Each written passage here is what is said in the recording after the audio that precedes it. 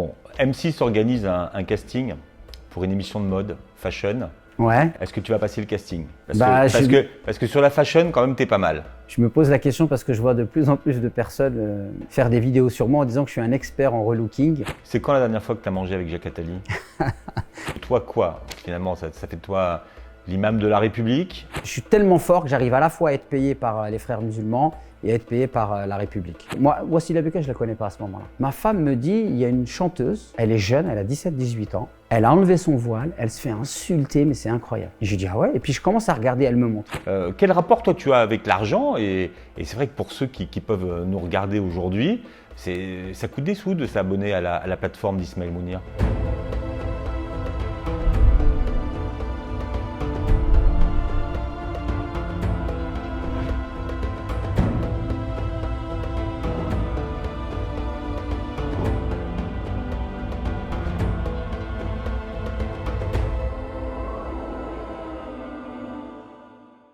Bonjour Ismaël. Bonjour Philippe. Bah écoute, ça me fait plaisir d'être là. J'ai pas l'habitude d'être sur votre chaîne YouTube. Non, d'habitude on est à la radio. Voilà, on se connaît bien, on va pas le cacher. On va pas le cacher. Voilà, je vous connais bien.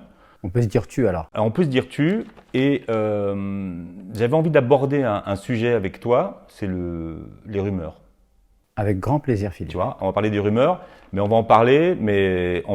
Sans concession. C'est sans concession. Sans filtre. Et si tu veux bien, c'est le principe du jeu, tu réponds à toutes les rumeurs. Ok, ça marche. Tu vois, les rumeurs, c'est bien parce qu'on apprend beaucoup de choses sur soi qu'on ne connaît pas. C'est même le principe de la rumeur. C'est que tu apprends des choses sur toi. D'abord, pour expliquer aux gens comment tu travailles, comment est-ce que tu choisis un sujet qui va faire une vidéo, par exemple? En fait, mon objectif par rapport à tout ce que je produis sur les réseaux sociaux, c'est un objectif pédagogique. J'ai envie de parler d'islam, de montrer un visage de l'islam qui est axé sur des valeurs fortes. Et donc, quand je choisis des sujets parce que je me dis, tiens, ça va me permettre de mettre en valeur tel principe de l'islam ou d'éclaircir telle question. Donc, ça se fait en observant l'actualité, même si je ne suis pas quelqu'un qui parle beaucoup d'actualité. Ça se fait lorsque des gens me posent souvent une question et je me rends compte que sur tel aspect de l'islam, il y a des choses à éclaircir, donc je vais produire une vidéo. Ou ça se fait aussi parce que parfois, il y a peut-être des choses qui me tiennent à cœur, que j'ai envie de partager avec les gens, qui me paraissent être très importantes, et ça me paraît opportun d'en parler, donc je le fais. Il n'y a pas de bon et de mauvais sujet, tu peux parler de tout? Moi, je pense qu'il n'y a pas de bon ou de mauvais sujet. Après, c'est la manière dont on va traiter le sujet. Par exemple, il n'y a pas très longtemps, j'ai posté une vidéo sur ma chaîne YouTube qui était le malade peut-il jeûner? Et j'ai parlé de ce sujet-là parce que peut-être que pour certains, il peut paraître dérisoire, mais il y a beaucoup de musulmans qui se posent la question de savoir est-ce qu'ils peuvent jeûner ou pas. Je suis diabétique, j'arrive à supporter le jeûne, mais ça me fatigue, est-ce que je jeûne ou pas? Est-ce que la piqûre d'insuline, elle annule le jeûne ou pas? Je suis une femme enceinte, est-ce que je peux jeûner ou pas jeûner? Et puis des fois même, ça fait des disputes dans le couple. Donc du coup, moi je me dis, c'est un devoir d'essayer d'apporter des clés de lecture par rapport à ce genre de sujet. Comment tu définis le travail que tu fais? T'es quoi? T'es un journaliste? Est-ce que t'es un... Alors je vais mettre des guillemets, tu vois, mais est-ce que t'es un youtubeur qui reprend les codes de ce média? T'es quoi? Est-ce que tu es un imam? Est-ce que tu es un référent religieux? Est-ce que tu es un coach? Alors, moi déjà, j'estime que je suis pas obligé d'avoir un titre pour m'exprimer. Ça peut être très réducteur, un titre. Donc moi, ce que j'essaye de faire, j'essaie de produire un contenu de qualité, j'essaie de répondre à des problèmes. Et il se trouve que ça fait son effet, il y a des gens qui sont intéressés. Donc je suis ravi d'être profitable à certaines personnes. Maintenant, en toute humilité, j'ai bien conscience que le contenu que je produis ne parle pas forcément à tout le monde, et je pense que c'est normal. De toute façon, j'ai pas vocation à plaire à tout le monde. Donc j'essaye moi d'être utile, c'est ça le plus important. J'essaie de partager en fait les passions qui sont les miennes, mais les compétences qui sont les miennes, les connaissances qui sont les miennes. Et puis quand ça répond à des problématiques, j'en suis ravi, et je me pose pas plus de questions que cela. Comment tu construis, par exemple, une vidéo dans le discours que tu proposes dans la vidéo? Déjà, tu parlais de coaching. J'estime aujourd'hui que quand tu parles de YouTube, si tu utilises YouTube, il faut l'utiliser à bon escient. Donc, qu'est-ce que je fais? Je me forme sur YouTube, je m'entoure d'une équipe qui va m'aider à être le plus pertinent sur YouTube. Parce que si je parle à YouTube comme je parle quand je suis dans une mosquée, ça va pas fonctionner en fait. Donc pour moi, j'ai aucun problème à utiliser YouTube et à prendre les codes de YouTube tant que les valeurs que je porte ne sont pas ébranlées par cette manière de faire. Alors, il y a certaines personnes qui ont des visions beaucoup plus cloisonnées, considèrent que si tu es imam, tu dois rester comme ça, tu dois faire ci, tu dois faire ça. Moi, c'est pas comme ça que je vois les choses. Moi, j'estime que la chose la plus importante, c'est d'être moi-même. Donc, j'essaie vraiment d'être naturel, en fait. J'ai pas besoin de jouer un rôle, je suis moi-même. Sur les vidéos qu'on voit, c'est toi qu'on voit. À la mosquée, quand je faisais des cours ou sur YouTube, bien sûr, il y a un cadre et je vais m'adapter à ce cadre. Mais même en tant qu'imam, quand j'avais ma djellaba là-bas et que je m'adressais à mes fidèles, ça m'empêchait pas d'être drôle et de faire preuve d'humour et de les bousculer et d'apporter ma singularité. D'ailleurs, je pense que le moment où je suis le plus efficace, c'est quand je suis moi-même. Mais quand je vais essayer de rentrer dans un rôle qu'on a dessiné pour moi, ça fonctionne pas en fait. Donc, les codes que tu adoptes sur YouTube, c'est pour que ça fonctionne en fait, c'est pour obéir à la règle de Même je vais aller plus loin. Du média. Pendant très longtemps, j'étais hermétique aux réseaux sociaux et je considérais que c'était une aberration parce que je ne voyais les réseaux sociaux uniquement à travers les travers qu'elles pouvaient susciter chez les gens. Et puis c'était pas aussi ma culture. Moi, j'ai grandi et je suis de la génération du Minitel et du tatou pour ceux qui savent. Il n'y avait pas de portable moi quand j'étais jeune. Et par contre, au bout d'un moment, avec mon épouse qui est consultante social media, elle m'a influencé et du coup, elle m'a permis de développer une autre vision. Moi, aujourd'hui, je considère que les réseaux sociaux sont une extraordinaire opportunité. Et d'ailleurs, j'envoie un message à toutes les personnes qui veulent être sur YouTube tout en crachant sur YouTube. Ça peut pas fonctionner en fait. Moi, je suis sur YouTube. Je suis passionné par les réseaux sociaux aujourd'hui. Je trouve que c'est fascinant, c'est passionnant. Maintenant, oui, il peut y avoir des dérives, mais ça reste que des outils. C'est la manière dont vous les utilisez qui va déterminer est-ce que votre utilisation de YouTube finalement est un bien pour vous ou un mal pour vous. Donc moi, je considère qu'aujourd'hui, c'est une opportunité. Ça me permet de toucher un maximum de personnes. Moi, ce qui m'intéresse, c'est l'impact, le fait d'être capable de traiter d'un sujet et de changer les mentalités en fait. C'est ça qui me fascine. Et je trouve qu'aujourd'hui, c'est l'un des outils les plus puissants. Donc forcément, vu que moi j'ai envie d'influencer la masse des musulmans, j'ai même envie que mon discours résonne auprès des non-musulmans et de montrer en fait qu'on peut être intéressé par la spiritualité, pratiquant d'une religion, tout en étant normal, tout en étant quelqu'un qui rigole, quelqu'un qui s'intéresse à la culture. Et en fait, j'ai envie de casser un petit peu ces barrières qu'on a mis autour de la religion ou d'un homme de foi. Et les réseaux sociaux, c'est très percutant et très puissant pour pouvoir le faire, donc j'y mets de l'énergie. Alors comment poser la question de savoir si le fait d'être un imam, c'est compatible avec les réseaux sociaux? En fait… Ou est-ce qu'il y aurait une bonne façon de les utiliser? Oui, je pense qu'il y a une bonne façon de les utiliser, c'est-à-dire que si vous êtes sur les réseaux sociaux et que vous êtes en accord avec le message que vous portez, en accord avec vos valeurs, en accord avec l'éthique de l'islam, je ne vois pas pourquoi on ne pourrait pas utiliser les réseaux sociaux. Est-ce que finalement, parce que tu es aujourd'hui sur les réseaux sociaux, tu dis des choses que tu n'aurais pas dites auparavant? Est-ce que ça te fait dire des choses pour plaire, on va dire, à la clientèle des réseaux sociaux? Non, je ne fonctionne pas du tout comme ça. En fait, je vous fais part de mon expérience personnelle. L'éducation religieuse que j'ai reçue m'a invité à focaliser beaucoup sur le fond. C'est-à-dire le plus important, c'est le fond. C'est les idées qui sont les tiennes, d'être aligné, de ne dire que ce que tu penses, d'être en accord avec ce que tu dis, de ne pas tenir des propos par complaisance, d'accord? D'ailleurs, on peut toujours vous accuser de cela, parce que quand vous dites quelque chose, ça plaît à certains et ça ne plaît pas à d'autres personnes. Et ceux à qui ça ne plaît pas, il peut toujours vous accuser de vouloir plaire à d'autres personnes et de dire ces propos par complaisance. Moi, c'est vrai que je porte un discours de l'islam sur lequel le rapport à l'altérité, c'est la recherche de la paix et pas du conflit. Et ça, ceux qui eux, sont dans le conflit vont dire que je suis dans la complaisance. Mais en même temps, tenir ce propos, quand ça vous pousse à être détesté par des gens extrêmement violents, qui parfois vous envoient des menaces, ça aussi, il faut l'assumer. D'accord? Donc, moi, en fait, j'ai grandi avec cette culture du fond. Et c'est vrai qu'aujourd'hui, avec les réseaux sociaux, je pense qu'il est très perturbant, c'est que c'est la forme qui est le plus important. D'accord? C'est la forme qui est le plus important. Si tu veux faire des vues. Si tu veux faire des vues. Voilà. Donc moi, en fait, aujourd'hui, mon approche, elle est la suivante. Le fond qui est le plus important pour moi, il est toujours là. Mais par contre, pour pouvoir mettre ce fond en valeur et le porter vers un maximum de personnes et faire en sorte qu'il ait un impact plus grand, j'accepte de travailler ma forme. Donc du coup, j'accepte de prendre les codes de YouTube tant que ceux-ci ne m'amène pas à me renier ou à renier ce que je suis. Ça t'amène aussi à avoir une certaine mise en scène, d'une certaine façon. Oui, bien sûr. Tu te mets en scène sur le terrain. Bien sûr, parce que je sais que si je reste si je fais une vidéo que dans ma mosquée, derrière une chaise, avec des livres, à parler en étant droit comme un i, même si ce que je dis est super intéressant, la plupart des jeunes que je voudrais toucher sur YouTube, qui sont des jeunes qui sont pas forcément familiarisés avec le discours religieux, ils vont me voir, ils vont pas être intéressés par ce que je dis. Par contre, si je suis habillé avec une petite chemise et que je commence en disant super les gars, vous vous êtes déjà posé cette question? Ouais, et dans cette vidéo, je vais vous donner 3 choses, restez bien jusqu'à la fin. Je sais qu'en faisant ça, du coup, je vais toucher un maximum de personnes et je vais toucher un public que je ne pourrais pas toucher. D'ailleurs, une chose qui m'a beaucoup poussé à aller sur YouTube, c'est une étude qui avait été faite qui disait que 80% des musulmans ne fréquentent pas les mosquées. Donc je me suis dit, ces gens-là, il faut aller les toucher. Donc c'est pour ça qu'en fait, j'accepte de prendre les codes de YouTube et de rendre mes vidéos ludiques et attrayantes pour pouvoir toucher un maximum de personnes. Parce que pour moi, le plus important, c'est le fond que je porte. Un discours qui est basé sur l'amour de l'islam, sur l'amour du divin, sur l'esthétique, sur la sagesse. Et c'est ça qui m'intéresse de porter sur YouTube. Est-ce que tu sais qui est ton audience aujourd'hui? Déjà, en termes de nombre, ça fait combien de personnes qui te suivent sur les réseaux? Je sais pas, c'est compliqué à dire, mais bon, voilà, on peut voir à travers les chiffres que c'est exponentiel, ça monte de plus en plus. De plus en plus, je me fais reconnaître dans la rue par des gens, par monsieur et madame tout le monde. Et je pense que mon audience, elle est représentative, des gens qui viennent assister à mes formations. C'est-à-dire, c'est monsieur et madame tout le monde. C'est des musulmans qui sont généralement insérés dans la société française sur le plan professionnel, qui ne sont pas en conflit avec leurs origines françaises ou leurs origines maghrébines africaines, mais qui sont en quête de spiritualité.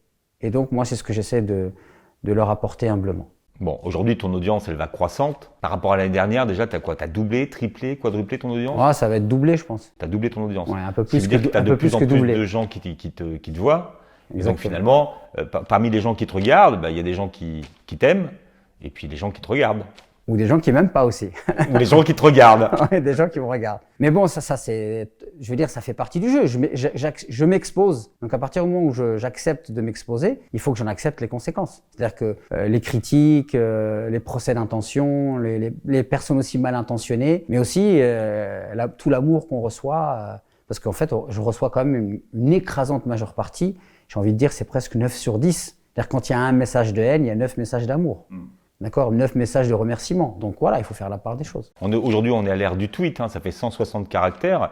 Est-ce que parfois, le message que tu passes, il est trop long et finalement, les gens te perdent en route et ne comprennent pas ce que tu veux dire réellement? Alors moi, je pense qu'on a beaucoup progressé, mon équipe et moi, dans ce qu'on produit et ce qu'on envoie sur les réseaux sociaux. Je pense qu'on a beaucoup plus maintenant d'expérience, de recul, de maîtrise. Maintenant, ça peut nous arriver aussi de faire preuve de légère maladresse. Bien sûr que ça peut arriver. De souvenirs, c'est rare. Mais maintenant, on n'est pas à l'abri que certaines personnes ne comprennent pas nos messages. Ou alors ne souhaitent pas les comprendre. Et puis, il y a des gens, en fait, qui de toute façon, eux, sont à charge. Quoi que vous direz, on va toujours vous accuser de tous les maux. Par exemple, là, récemment, donc j'ai été touché par le Covid-19.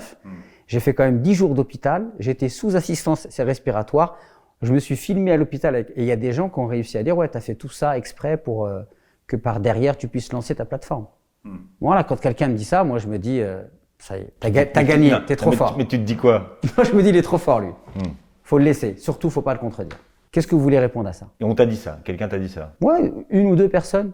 J'ai reçu 1 ou 2, voire 3 messages de personnes qui m'ont dit ça. Mais bon, c'est pareil. C'est 3 messages sur, je sais pas, des milliers de messages de personnes qui me disaient « Vous nous avez fait peur, on a prié pour vous, vous étiez dans mes deux. » Aujourd'hui encore, je reçois des messages de personnes qui me disent « On est content de te voir revenir, etc. etc. » Donc, c'est le jeu, faut accepter le jeu. Bon, M6 organise un casting pour une émission de mode, fashion. Ouais. Est-ce que tu vas passer le casting? Parce que sur la fashion, quand même, t'es pas mal. Je me pose la question parce que je vois de plus en plus de personnes faire des vidéos sur moi en disant que je suis un expert en relooking. Et j'ai même vu une vidéo, un montage vidéo où j'arrête pas de dire legging jean, legging jean, legging jean, legging jean. Donc je me suis dit peut-être qu'il y a...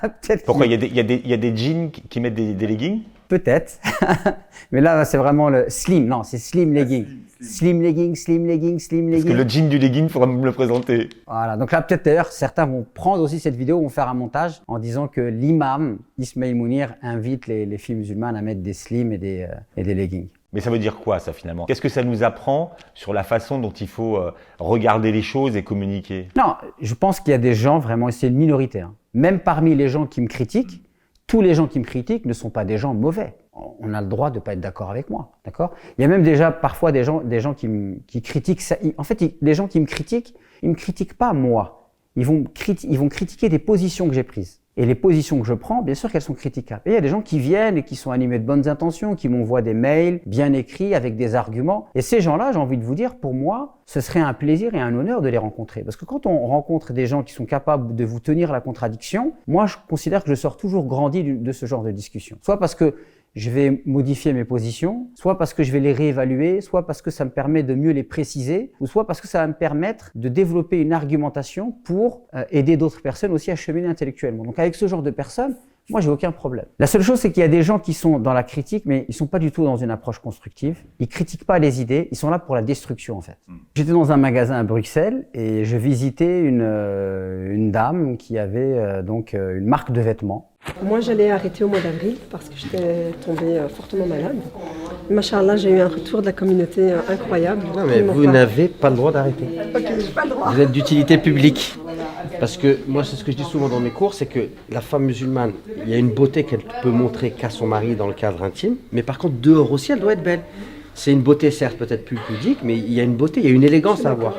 Et ces vêtements-là, ils permettent à la femme d'être mestoura, de respecter les conditions du vêtement islamique de la femme, tout en étant élégante. Et je trouvais sa marque de vêtements très intéressante puisque elle avait fait des cours pour être couturière. Elle avait réinventé en fait le vêtement. Et donc, elle proposait des vêtements qui correspondent à l'éthique islamique pour des femmes musulmanes. Elle est en même temps chef d'entreprise parce que son atelier de production, il est au Maroc à Tanger, elle est originaire de Tanger. Et elle accorde beaucoup d'importance à bien payer ses employés, à faire des produits de qualité. Donc ses vêtements ont une durée de vie incroyable. Et donc je visite ce magasin. Elle était sur le plan de relancer son magasin parce qu'elle avait fait des travaux. Et je rentre, je suis franchement subjugué par la beauté du magasin, la beauté des vêtements, le personnage aussi, cette dame qui est incroyable avec sa fille. Et en même temps, le projet, je le trouve génial. Donc je commence à discuter avec elle. Elle me fait part de ses difficultés. Et je lui dis en fait qu'il faut surtout pas qu'elle lâche. Et je lui dis que moi, dans mes cours, je ne cesse de répéter que la femme musulmane, il y a aussi une esthétique. Oui, il y a de la pudeur. Et oui, quand elle sort dehors, elle doit respecter un certain nombre de règles. Mais néanmoins, elle doit aussi être, d'une certaine manière, élégante. Et je lui dis, vos vêtements permettent ça. Et à un moment donné, il y a une robe qui est assez longue,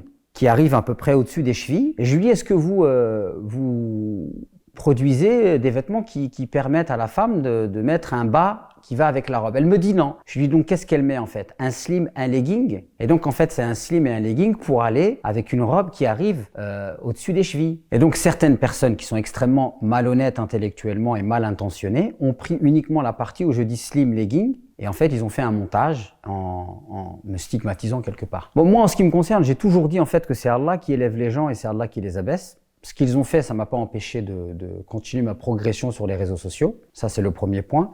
Le deuxième point, c'est tellement bas que j'ai jamais répondu à cela.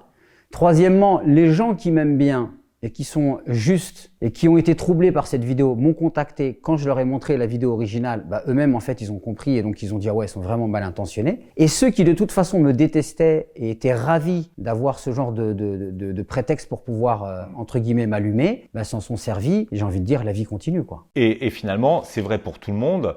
On avait une vidéo qui durait combien de minutes? La vidéo intégrale a duré combien de temps? Elle durait 20 minutes. Ouais, 20 minutes. Et au final, on se retrouve avec un passage qui dure combien? 30 secondes. Je sais pas, ouais, 3 fois rien, quoi. Un montage, quoi. Un montage, exactement. Ça, c'est assez fréquent sur les réseaux sociaux. Voilà, et puis en plus, bon, c'est toujours des gens qui sont anonymes, on ne sait pas qui c'est, ils montrent pas leur visage. Voilà, c'est un peu lâche et c'est un peu malhonnête. Mais moi, en tout cas, je suis préparé à ça. Et j'ai envie de dire, en fait, que quand on prend du recul, finalement, il contribue à augmenter l'impact que l'on a sur les réseaux sociaux. Parce que du coup, quand il y a des gens qui ont vu ça, beaucoup ont voulu me défendre, en fait. Et ça a même augmenté l'amour que certains avaient pour moi. Donc, j'ai envie presque de leur dire merci, quoi. Et surtout, nous, on est musulmans, donc on se verra là-haut. C'est ça le plus important. Je ne sais pas si vous connaissez l'histoire, Philippe, de Hassan al-Basri. Un homme est venu chez lui et lui a dit « il y a un tel qui fait de la médisance sur toi ». Et Hassan l'a écouté, il est rentré chez lui, il a pris une corbeille de fruits, il lui a dit « va lui offrir ses fruits ». Et il lui a dit « mais comment ça ?» Il a dit « oui, il m'a fait un cadeau pour l'au-delà, moi je lui fais un cadeau pour ici-bas ». C'est quand la dernière fois que tu as mangé avec Jacques Attali? Donc ça y est, on passe. Ah oui, c'est les rumeurs en même temps, c'est ça? Là, je sais pas, là, je vois des photos circuler avec Jacques Attali, qui en plus ont été pris dans les studios de Beurre FM. Donc moi, j'étais là ce jour-là, donc effectivement, je me rappelle très bien de ce moment-là. Je suis désolé de te décevoir, j'ai jamais mangé avec lui.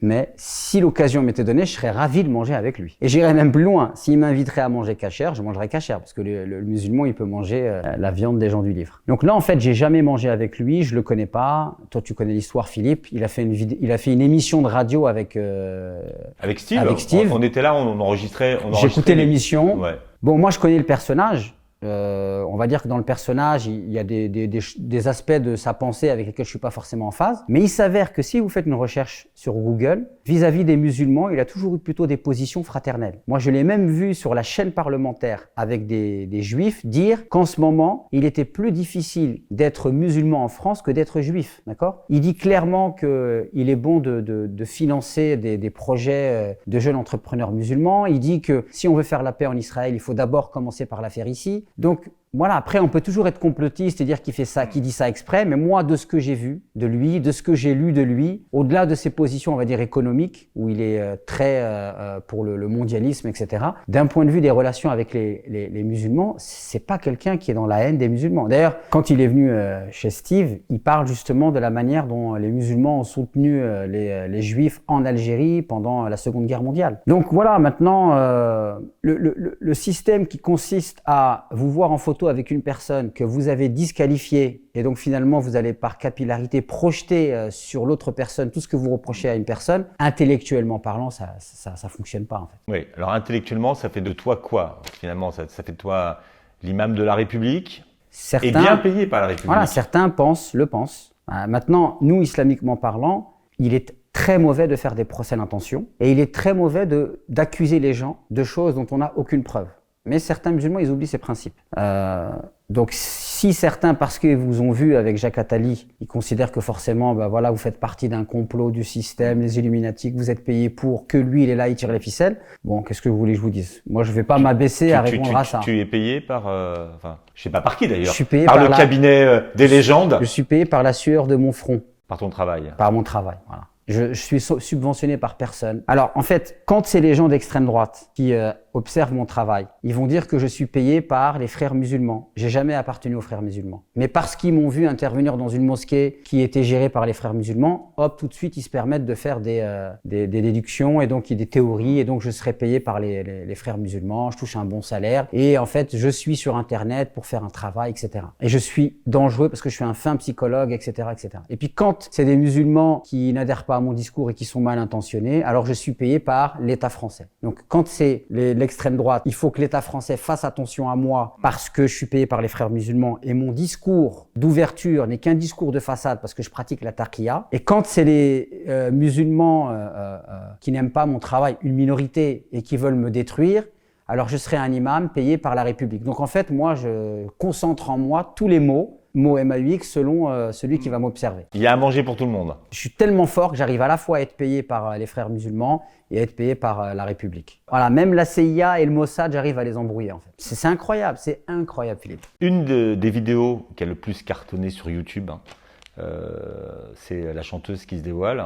Wassila Beka. Wassila, voilà. Et est-ce qu'avec du recul, tu ferais les choses de la même façon, toi? Ah ouais, je ferais les choses de la même façon. En fait, la vidéo avec Wassila, je découvre que sur Internet, il y a des gens qui sont pas musulmans, pratiquants, qui sont pas théologiens, voire qui font des choses assez vulgaires et qui se permettent d'attaquer des personnes au nom de l'islam en les insultant. Donc là, je me dis, waouh, au niveau des points de repère pour la jeunesse musulmane, c'est difficile. Donc il y a des personnages qui deviennent influents et qui décident qu'une personne, elle est pas dans on va dire, dans le cadre de l'islam selon eux, et ils vont se permettre de mobiliser leur audience pour insulter cette personne. L'insulter, l'humilier, la rabaisser avec des propos, mais on est dans quelque chose de graveleux, quoi, vraiment de sordide, d'horrible. Et en fait, un jour, moi, Wassila Beka, je la connais pas à ce moment-là. Ma femme me dit, il y a une chanteuse, elle est jeune, elle a 17-18 ans, elle a enlevé son voile, elle se fait insulter, mais c'est incroyable. Et je dis, ah ouais, et puis je commence à regarder, elle me montre. Et en fait, je vois que déjà cette chanteuse, déjà, elle chante bien, elle a du talent, ça se voit que c'est sa passion, qu'elle aime ça. On va dire que sur 90% de ses chansons à l'époque, ce qu'elle chante, c'est plutôt correct, d'accord?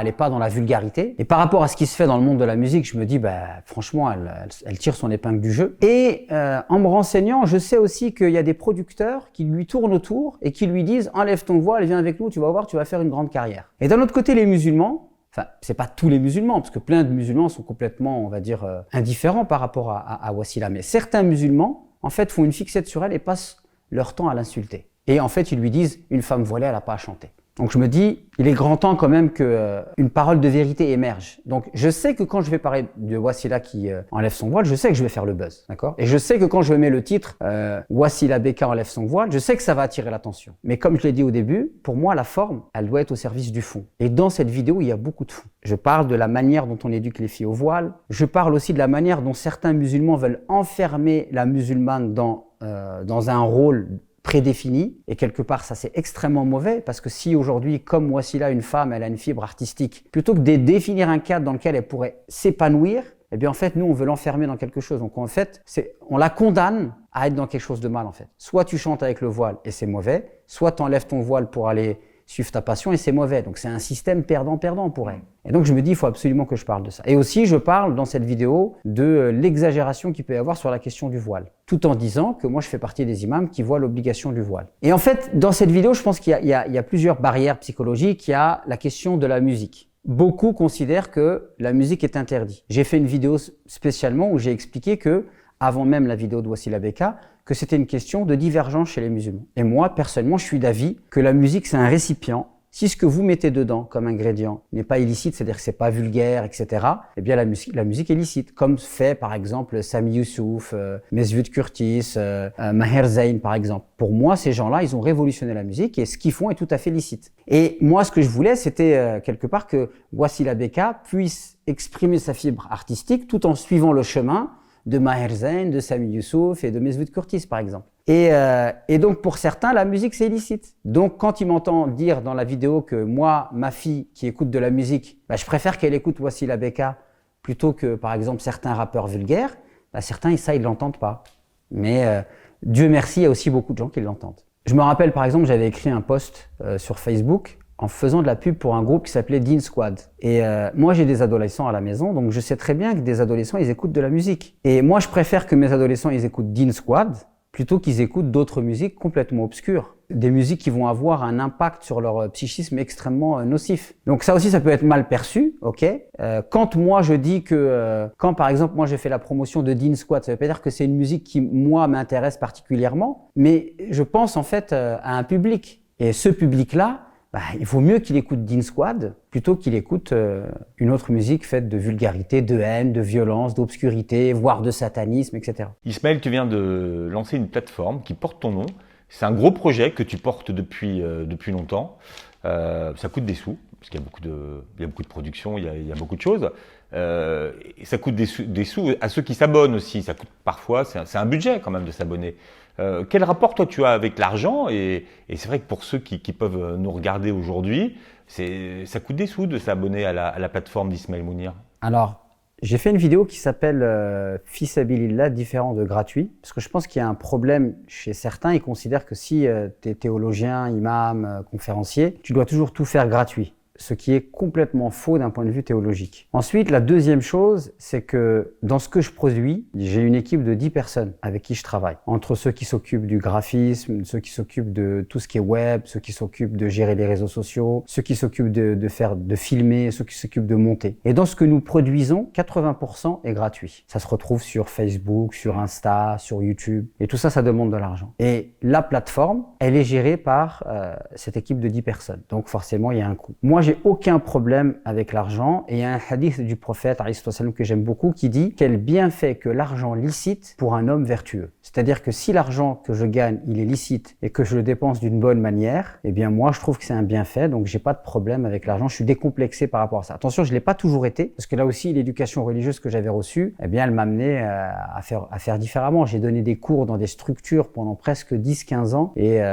pendant 10 ans de manière bénévole, totalement bénévole. Mais tu te fais de l'argent sur le dos des musulmans? Non, je me fais pas de l'argent sur le dos des musulmans. Je me fais de l'argent parce que je produis un travail de qualité et qu'il y a des gens à qui ça rend service et qui acceptent de payer pour ce que je leur apporte. Tu as parlé de ton équipe, ça veut dire que tu as une équipe de 10 personnes. Moi, je t'ai connu en train de faire tes premières vidéos avec ton téléphone. C'est-à-dire qu'aujourd'hui, c'est plus ça. Non, aujourd'hui, c'est plus ça. Je me suis professionnalisé. Pendant une période, j'étais salarié dans une entreprise. Depuis 2015, je suis plus salarié, je suis à mon compte. J'ai commencé avec la plateforme Institut Amine. Je me suis rendu compte très rapidement qu'en fait, elle n'était pas assez professionnelle. Donc, j'ai investi encore plus d'argent, plus de moyens, plus de temps, plus d'énergie pour pouvoir produire quelque chose vraiment qui soit solide et surtout professionnel. Alors, elle s'appelle comment ta plateforme? Ismaël Mounir. D'accord.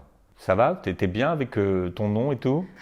Ton nom est devenu une marque? Alors, est-ce que tu as l'impression, parce que c'est vrai qu'on voit ta tête, moi j'ai regardé sur ta chaîne YouTube, par exemple, toutes les vidéos ont changé. On voit ta tête, on voit le titre. Donc, est-ce que tu exposes trop ton image finalement? Et est-ce que tu passes avant le message que tu portes? Alors en fait, moi, contrairement à ce que beaucoup pourraient penser, en fait, c'est pas moi qui m'occupe des réseaux sociaux. J'ai des gens qui gèrent ça en fait. Alors bien sûr, je valide leur travail, j'écoute leurs conseils. Et en fait, si j'ai vocation à être vu sur YouTube et à faire en sorte que mon message il ait un impact, eh bien, c'est les codes de YouTube que je prends. Mais moi, en ce qui me concerne, ça me fait ni chaud ni froid en fait. Quel rapport tu as avec ton image? Parce que tu dois t'exposer. Je pense que ceux qui me connaissent pourront facilement témoigner que, en fait, moi, je suis pas quelqu'un qui est dans le paraître ou dans l'orgueil, etc. Moi, le plus important, c'est l'authenticité et le plus important, c'est que je sois moi-même. Donc, tant que dans mes vidéos, quand je me regarde, j'ai pas l'impression de jouer un personnage ou que j'ai pas l'impression de mentir aux gens, que je suis vraiment aligné et que je suis moi-même, ça me va. Après, je suis prêt à prendre les codes. YouTube, c'est un univers. Donc, je prends les codes, je fais des introductions, etc. Et en vérité, je vais même vous dire, ça m'amuse beaucoup. Je trouve ça assez amusant, en fait. Je trouve ça même stimulant intellectuellement de penser comment le message que je porte, je vais pouvoir l'habiller avec un habillage qui va parler à monsieur tout le monde. Tu pourrais avoir une paire de tennis Balenciaga, une montre de marque, tu vois. Par exemple, tu vois, regarde, si tu regardes, j'ai qu'une bague. J'ai vu tes chaussures avant, bon, c'était pas les tennis fashion. J'ai jamais été quelqu'un qui était attiré par le luxe, les belles voitures. C'est pas mon tempérament en fait. Et c'est pas parce que je vais être visible sur YouTube que ça va changer en fait. C'est ça finalement l'exposition. Après, je pense que ça fait partie du jeu et il faut rester soi-même malgré tout dans ce tourbillon qui tourne autour de nous. Toujours au service du même message. Exactement, c'est ça le plus important. Le mot de la fin, Ismaël. Le mot de la fin, merci Philippe. J'ai envie de te dire que les rumeurs avec quelqu'un d'autre, ça aurait pu m'énerver. J'aurais pu penser qu'il était mal intentionné. Mais bon, avec toi, je sais que tu es bienveillant, donc ça passe pas. Tu peux me rapporter toutes les rumeurs que tu veux, Charles.